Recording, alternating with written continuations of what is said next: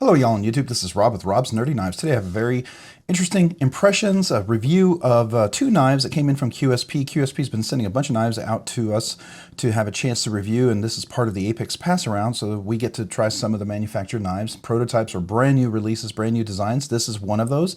This is the, I want to make sure I'm pronouncing this correctly, Grebe or Grebe. I don't know if it's French, but it's probably Grebe. This is more of a nicer version, and then this is more of a budget line version. So this one's JG10, 14C28N blade steel, kind of a clip point here, almost a Bowie sort of look, but I think it's kind of a clip point, I guess you can call that. Both of them are button locks. You'll notice this one is a Tonto. So this is 14C28N blade steel, great budget steel. This is S35VN blade steel, so that's a much nicer premium type of steel. You'll also notice that on this one has a steel pocket carry clip. It is reversible for left and right hand carry, so lefties rejoice. Same is true on this one as well, and it does have the insert to cover the other side, so that's nice. This is steel, this is titanium, so that's a little bit of a difference. Tonto blade is pretty aggressive, nice tip, very pokey, you know, so if you need to get into boxes, letters, envelopes, dog food, cat food, whatever, these knives will do a job quite well. Both of them have nice flippers. Flippers work pretty well. They're nicely chamfered and rounded. This one is more chamfered. It's got a little sharper edge. This is definitely more rounded, has definitely a little extra premium feel to it. This carbon fiber, blue, white carbon fiber, I don't know what you want to call this. Let me see, do they actually have a name for that? I guess they're just calling it black, white, blue carbon fiber handle. So, you know, there's no special name for it, but it is kind of cool. I do like that. I think that's kind of neat. This is blacked out stone wash. This is stone washed as well. That helps great with all sorts of things. So that's the material. Both of them are steel liners, as you can see. Both of them are button locks. And I would say there's a pretty good difference between the two. Okay, so I will say if you're like this design and if you like Tonto, obviously get this. But if you're okay with either blade, I'm gonna recommend this one over this one most likely before we get done, and we'll do the final recommendation. There's some things that I have some issues with, and it seems to be mostly only with this one for whatever reason. But this is a brand new button lock design, so we're going to go ahead and just take a look. So I wanted to talk about the materials, the locking. It is a flipper. The flipper works fairly decent and works fairly decent on both of those, so that's nice. The button lock works pretty nicely on both of them, so that's really nice. The thumb stud is a little tight and difficult on that one. Not so much on this one. Reverse flicking on this one is relatively easy. Reverse flicking on this one is really challenging. So opening and closing is challenging. Left hand now, I'm going to show you, I've got a really tender finger. All that skin's been worn off and it's already starting to come apart.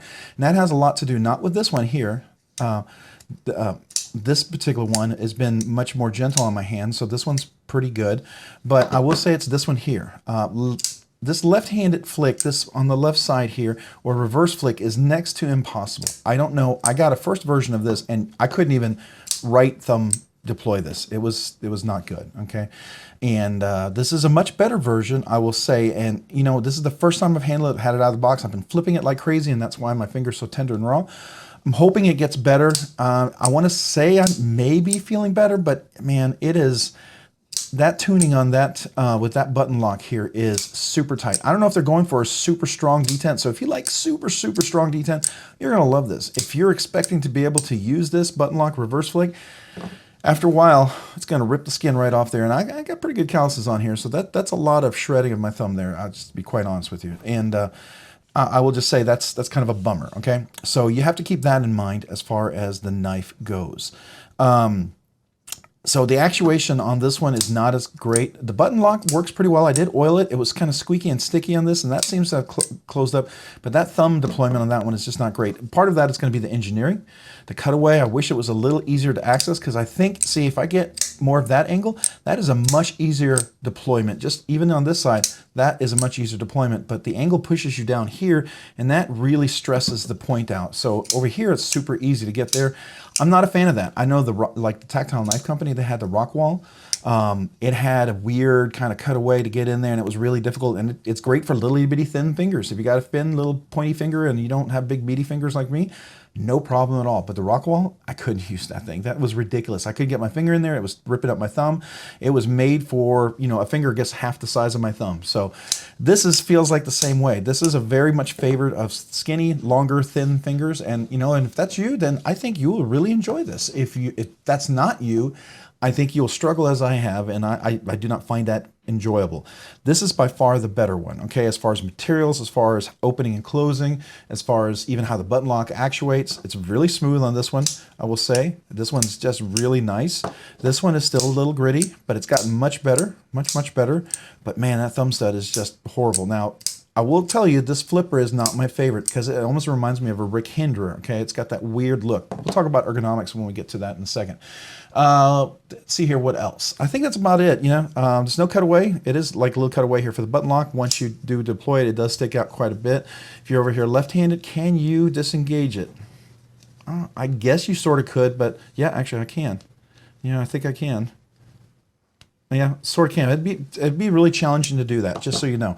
All right, so that being said, that's one of the things you have to keep in mind. All right, so that's the lock type. So let's do some measurements on these guys. All right, so we'll go ahead and measure both of them while we can get this out of the way. All right, so this first one, the S35VN with carbon fiber is 3.93 ounces with steel liners, everything else. So it does have, you know, carbon fiber. Let's see, that makes a difference. 4.07 ounces. So yeah, it's about 0.1 ounces heavier, this one, based because of carbon fiber. So that carbon fiber gives you a little weight relief. That's something to keep in mind. And that is nice. Let's look at the measurements as far as the blade length and see what we're talking about here. All right, so a lot of this should be similar, right? We're looking at an overall length of a knife for this one right here is about 7¼ inches. For this one up here, we're looking at, it's over 7¼ If you take if we take the, I'm going to separate these just a little bit. If we take the steel bar insert, we're about almost 7½ inches. So it's got a little bit lengthier. Longer, maybe it's because the Bowie point sticks out a little bit. As far as handle, where your hands reaches in, you're about 3 and I want to say 5/8. And let's see, is it exactly the same? It should be, yeah, 3 5/8 here. This is a trigger. I really wouldn't advise choking up because you've got the sharpening choil that is going to be sharp on you. Going from tip to here, we're looking at about 3 1/8 of an inch. And let's see here, from here, you're looking at almost 3 1/3 of it. Oh, no, 3 1/8 of an inch as well, right? So you do have dual edges here with a pointy here. This is more of a sloped one. It's got a little Bowie on the tack. This does have a swedge, so it's easy to navigate supposedly through cuts and stuff. Just something to keep in mind. All right, so those are the measurements. Let's go ahead and do blade stock thickness. I assume they're going to be the same, but you know, never know. Let's see if they make a little slight variations. It'd be interesting to see. All right, so make sure I get that nice and zero. All right, there we go. All right, so the first blade stock thickness we're talking about here is 0.122, so 122 thousandths of an inch. Let's see what this one is. Yeah, about the same, 121 thousandths of an inch. I need to change the battery. It's starting to blink on me for sure, so I gotta get a battery. All right, so they're almost exactly the same. They have the same jimping, same thumb stud design. Clips are a little bit different. You can see that steel liners the same. One's blacked out, obviously. So aesthetics-wise, you can see the same flipper going there. So that's interesting. All right, so let's talk about this. All right, the two knives. If we were to compare the two, let me give you the details here. I'm going to look that up real quick because I want to give you the latest information, and I thought I had it open, but I don't. So we are going to add that real quick here. Give me just a second. All right, let's see here.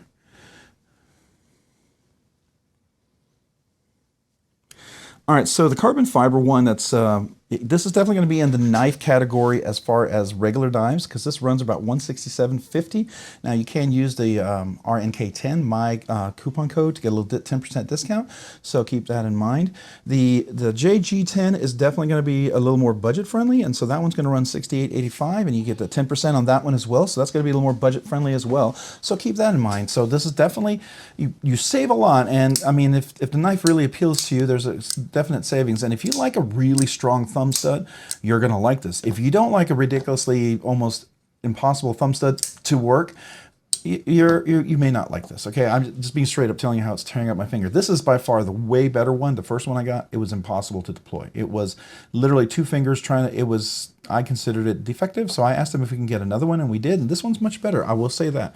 But this is definitely on the aggressive side as far as detent, if you want to call that. It's really a plunge lock, so it's plunge lock resistance, but we make it equivalent to a detent resistance, and what causes the knife to flick out. So it does have a nice flick as far as that. I will say that one has a better detent if you want to have that flick for the flipper, and that makes sense because it is also much harder to flip that thumb stud. So, you know, that's a give or take. I will tell you, it's not really my cup of tea. So we'll talk about that in ergonomics and feel here.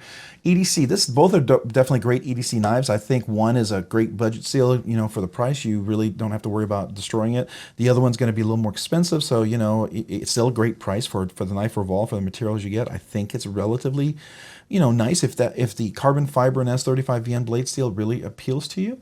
Hard use, I would say, yeah, definitely hard use. I will say this plunge lock on these guys is by far really, really aggressive. There wasn't before, but there is now blade play on this, so that's interesting. All right, let me see if this one has any. Okay, now this one has a little bit of blade play. Okay, this one has way more blade play, so it almost makes me feel like it's not quite lined up. But anyways, there is a little bit of blade play. As far as detent lash, if you want to call it plunge lock lash, whatever we want to use the term, this one has a little bit, this one doesn't. So I don't know, maybe part of this thumb stud, this really over the top resistance on the plunge lock is maybe something's not aligned. I don't know. This is a first time manufacturing brand new knife, so I kind of take it with a grain of salt and wait a little bit to see if maybe they nail things down. Because like for instance, on the on some of their other knives that I have enjoyed quite a bit, I will say they do it well. Are these collection pieces? To me, they're not. I mean, if you like QSP, maybe they're collection pieces to you, but definitely not in the collection use category. Hard use, semi-hard use, because it is a button lock. I never recommend anything hard use with a button lock, because just the design of the plunge lock on the spring, the physics just aren't in your favor, especially if you have a lot of vibrations, a lot of pounding with it. There is just that danger that the plunge lock will disengage. So just keep that in mind. I think if you're going to hard use, you definitely want a fixed blade, or you definitely want something a little more robust. All right, like a frame lock or liner lock or compression lock or shark lock or scorpion lock, something like that, right? All right, so design. It is an interesting design. I like this design better with the Tonto blade. I think this is my preferred design. The handle, now I have medium, large hands. Mine are large hands widthwise, medium finger length. So you can see I have some room. I think an extra large kit on there, a double extra large, you're definitely going to be over the edge here. There's no choke up position, so that is kind of limited. It's true for both sides here as well. You can choke up. I think an extra large, double extra large, you're definitely going to be going over. So just keep that in mind. As far as design, I said this is rounded. It's more comfortable. This is very noticeable. The clip here is pretty rounded as well. It does have some sharp edges, which is kind of surprising. It's relatively rounded, but it's still enough that it can dig in after a while. So keep that in mind. This one is fairly round. This is almost a perfect clip. Beautifully recessed screws, everything. I really like that. No hot spots. So, there's that benefit. Opening and closing. If you like the flipper, it's great. And if you don't mind that little thing, to me, this is definitely going to be a light switch. I don't think this is a push button. I can't really get in there.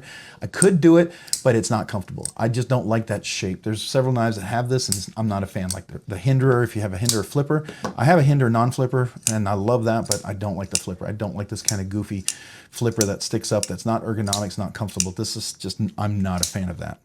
And I get why they do it though, because you get a little leverage, you get up higher, you get parallel or above the pivot point, which does give you a more snappy flip, and it does give you more leverage to have more power for that. So I understand the physics behind it. I'm just not necessarily a fan of it, okay? So that's my perspective on that. As far as opening and closing, the closing is not bad. The button lock on this one, the more premium one, it's a little smoother, a little nicer. I will say the button lock on this has definitely kind of gotten... I can't do that reverse flick. I want to do it. Frustrates me. Is much better, and it's gotten there to be pretty decent. If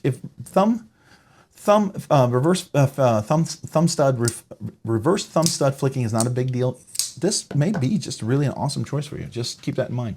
Fidget factor. You have flippers, you have thumb studs, and you have a button lock. So this definitely gets up to an 8, I would say, as far as 8 factor for a fidget factor. So 8 out of 10 as far as what you can fidget with. Because of the way that button lock is, there's no way you can have that middle finger even try to get a hold of the blade here and try to reverse flick. There's no way. It's just way too strong. So you have, I'm going to give it an 8. As far as fidgety goodness, I will give this, as far as overall fidgety goodness, I'll give them separate grades. I will say this one, fidgety goodness, is around 85 to 90. So it's a B plus to an A minus. Okay, so it's pretty good. It's pretty good. I do enjoy this much more. This one's definitely going to be from a 75 to an 80. So it's a C plus to maybe a B minus. Just not quite a B minus, but definitely a solid C plus. I wish, that thumb stud thing is really what takes a lot of it off. It just really, for me. All right, so that's my fidgety goodness. Overall thoughts and recommendation. I will tell you, I will recommend the carbon fiber one. I like this one. It's going to be a standard knife. It's going to be, like I said, it's 167, 168. You can get that 10% if you get it at White Mountain Knives using RNK10.